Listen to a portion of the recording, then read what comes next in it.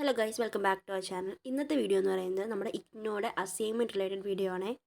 Assignment എപ്പോൾ submit ചെയ്യണം, എങ്ങനെ സബ്മിറ്റ് ചെയ്യണം എന്നുള്ള എല്ലാ ഡീറ്റെയിൽസും നമ്മൾ വീഡിയോയിൽ പറഞ്ഞു പോകുന്നുണ്ട്. ഫസ്റ്റ് തന്നെ അസൈൻമെൻ്റ് എല്ലാം നമ്മൾ വൈറ്റ് A4 ഷീറ്റിലാണ് നമ്മൾ കൊടുക്കേണ്ടത്.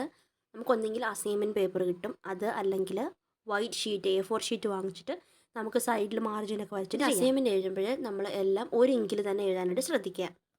ബ്ലാക്ക് ബ്ലൂ അങ്ങനെ കൺഫ്യൂഷൻ ക്രിയേറ്റ് ചെയ്യാതിരിക്കുക. അസൈൻമെൻറ്റിൻ്റെ ഇൻസ്ട്രക്ഷനിൽ തന്നെ പറയുന്നുണ്ട്, പേപ്പറിൻ്റെ വൺ സൈഡ് മാത്രമേ നമ്മൾ എഴുതാവുള്ളൂ, മറ്റേ സൈഡ് പ്ലെയിൻ ആയിട്ട് ഇട്ടേക്കുക. പിന്നെ അത്യാവശ്യം എല്ലാ ആൻസേഴ്സും നമ്മൾ ലെങ്തി ആയിട്ട് എഴുതുന്നത് ശ്രദ്ധിക്കുക. അസൈൻമെൻറ്റിൻ്റെ അറേഞ്ച്മെൻറ്റ് നോക്കാം. ആദ്യം നമ്മൾ കൊടുക്കേണ്ടത് ഈ ഒരു ഷീറ്റാണ്. ഈ ഒരു ഷീറ്റ് നിങ്ങൾക്ക് പ്രിൻ്റ് ഔട്ട് ചെയ്തെടുക്കാം. എന്നിട്ട് അതാണ് നമ്മൾ അസൈൻമെൻറ്റിൻ്റെ ഫ്രണ്ട് ഷീറ്റായിട്ട് വെക്കേണ്ടത്. ഫസ്റ്റിലത്തെ എൻറോൾമെൻറ്റ് നമ്പർ നമ്മുടെ ഹോൾ ടിക്കറ്റിലാണ്, അത് എഴുതുക. പിന്നെ നെയിം ആൻഡ് നമ്മുടെ ഫോൺ നമ്പർ, പേഴ്സണൽ ഡീറ്റെയിൽസ് ഒക്കെ നമ്മൾ ആദ്യമേ ഫില്ല് ചെയ്യുക. അതിനുശേഷം പ്രോഗ്രാം കോഡ്, നമ്മൾ ഏത് കോഴ്സാണ് പഠിക്കുന്നത് അത്. ഇപ്പം ഞാൻ ബികോം ജനറൽ ആയതുകൊണ്ട് അത് കൊടുത്തു. നിങ്ങൾ ബികോം ഫിനാൻസ് ആണെങ്കിൽ അങ്ങനെ കൊടുക്കുക. ഇനി അടുത്ത് കോഴ്സ് കോഡ് എന്ന് പറയുമ്പോൾ നമ്മുടെ സബ്ജക്റ്റിൻ്റെ കോഡാണ് ചോദിക്കുന്നത്. അത് നമ്മുടെ ക്വസ്റ്റ്യൻ പേപ്പറിൻ്റെ മുകൾ വശത്ത് കാണും, അത് കൊടുക്കുക. പിന്നെ കോഴ്സ് ടൈറ്റിൽ എന്ന് വെച്ചാൽ സബ്ജക്റ്റിൻ്റെ പേര്.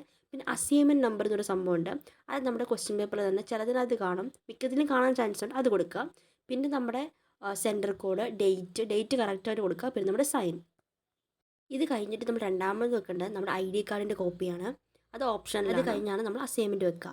എന്നിട്ട് നമ്മൾ ഒരു സൈഡിലൊരു പഞ്ചിങ് മെഷീൻ യൂസ് ചെയ്തിട്ടോ അല്ലെങ്കിൽ ക്ലിയർ ആയിട്ട് നമുക്ക് ഹോൾ ഇടാൻ നമുക്ക് ബുദ്ധിമുട്ടില്ല, പഞ്ചിങ് മെഷീനാണ് ബെസ്റ്റ്. എന്നിട്ട് നമുക്ക് ടാഗ് വെച്ചിട്ട് ഇങ്ങനെ കെട്ടിക്കൊടുക്കാം. എന്നിട്ട് പേപ്പർ ഫയലിലാക്കിയിട്ട് വേണം നമ്മളിത് കൊടുക്കാൻ വേണ്ടിയിട്ട്.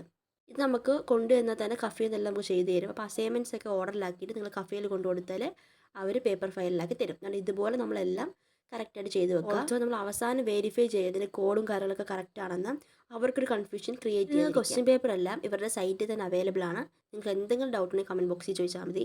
പിന്നെ അതിന് ശേഷം ഇതെല്ലാം കൂടെ ഞാൻ ന്യൂസ് പേപ്പറിൽ കവർ ചെയ്തിട്ട് പിന്നെ ഒരു ചാർട്ട് പേപ്പറിൽ ഞാൻ നമുക്ക് സേഫ്റ്റി തോന്നുന്ന ഏത് പാക്കേജ് രീതി നമുക്ക് സ്വീകരിക്കാം. കാരണം നമ്മളിത് ട്രാവൽ ചെയ്ത് പോസ്റ്റ് വഴിയാണ് പോകുന്നത്, അപ്പോൾ അത്രയ്ക്കും സേഫ്റ്റി ആയിട്ടാണ് ഒരു സാധനം പോകാൻ വേണ്ടിയിട്ട്.